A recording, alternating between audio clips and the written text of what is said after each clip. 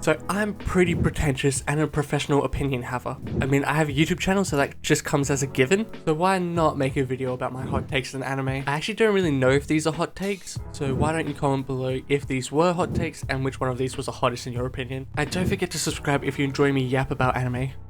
Jujutsu Kaisen should have been a series of movies. Let's talk about Jujutsu Kaisen. Specifically, let's talk about why I think it would have worked so much better as a series of movies rather than a traditional anime series. Look, yes, JJK is one of the best looking anime right now.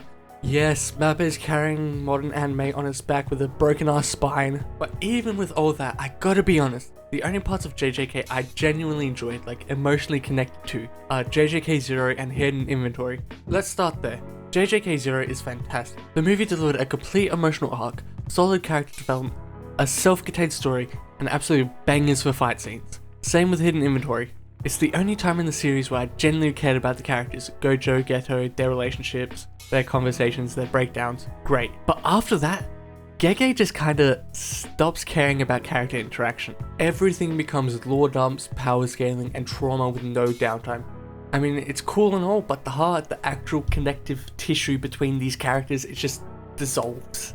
Again, JJK should have been a series of movies from the jump.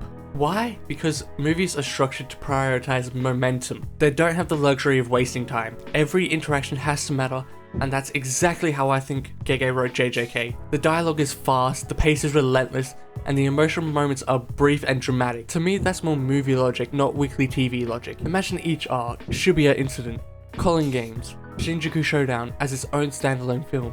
Tighter scripts, no fluff, just full send into the emotional core, the fights and the themes. No half-baked build-up, no awkward exposition jumps, just frenetic storytelling. Also, I cannot stress this enough, the fights would be even more generational. JJK already delivers some of the best animated fights, but we also know Mappa is running on fumes. Animators are breaking down. If they had the same schedule, but made into a movie, they would have more time for each shot. Just look at JJK Zero.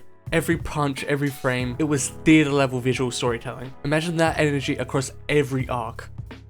90s and 2000s anime had a better color palette. This one might just be me being an old 23-year-old who's been watching anime since the 2000s, but I genuinely prefer the look of 90s and 2000s anime when it comes to color. There's just something so much richer and more atmospheric about the way older anime handled the color palette. Like, modern anime might be cleaner and more high def, sure, but the warmth from older shows, you can feel it. Colors weren't trying to blind you with saturation. The tones were often more subdued, more textured. There was this kind of intentionality in how colors were used. It wasn't just about making things pop on screen, it was about mood, about vibe. And oh my god, can we please talk about the black levels in older anime? Because this is a hill I would absolutely die on. Older anime knew how to use actual black, not dark navy or washed out grey blue we keep getting in newer nighttime scenes. Go watch Serial Experiments Lane and look at the nightclub scene. The pitch black shadows swallowing the screen, contrasted with those minimal neon lights. It's eerie, immersive, hypnotic. It actually feels like you're in a dark room.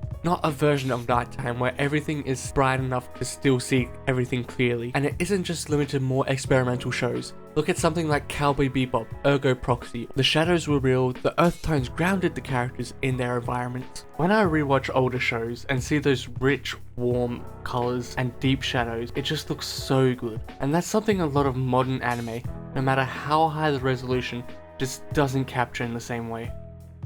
I enjoyed generic slop isekai more than Solo Leveling. Whether it's the wise man's grandchild or the aristocrat's otherworldly adventure, I genuinely enjoyed them more than Solo Leveling. And yes, Solo Leveling absolutely has better fights than your run-of-the-mill isekai. The animation is slick, but here's the thing. When most of the runtime feels like watching a piece of edgy white bread give a monologue to a cardboard cutout of a character, it's hard to stay invested. Solo Leveling plays everything so straight. It's like it's desperately trying to convince you it's cool without ever cracking a smile.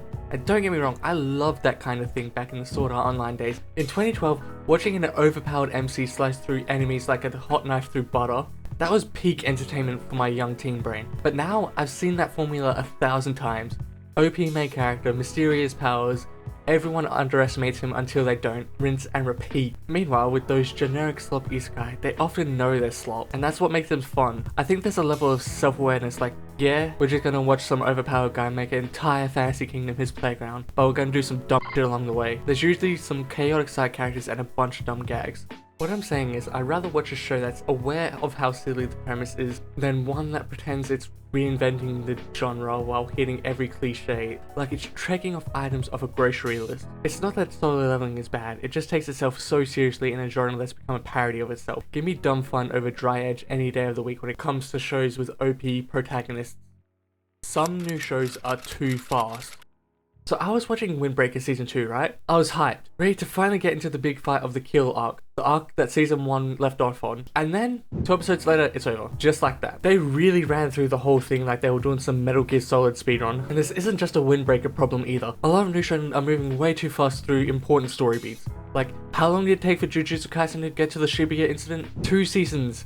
For one of the biggest arcs, only for some of the emotional moments to fall flat on their face since we didn't know jack about some of these characters. Look, I'm not asking for One Piece pacing. I don't need 40 episodes of a character screaming while powering up. I don't need 5 episodes to walk down a hallway. But can we at least pretend like major fights and emotional moments matter? Can we not let arcs cook a little bit before we pull them out of the oven? It's like they're afraid people get bored if something takes more than 45 seconds. But rushing through arcs doesn't make them feel intense. It makes them feel hollow.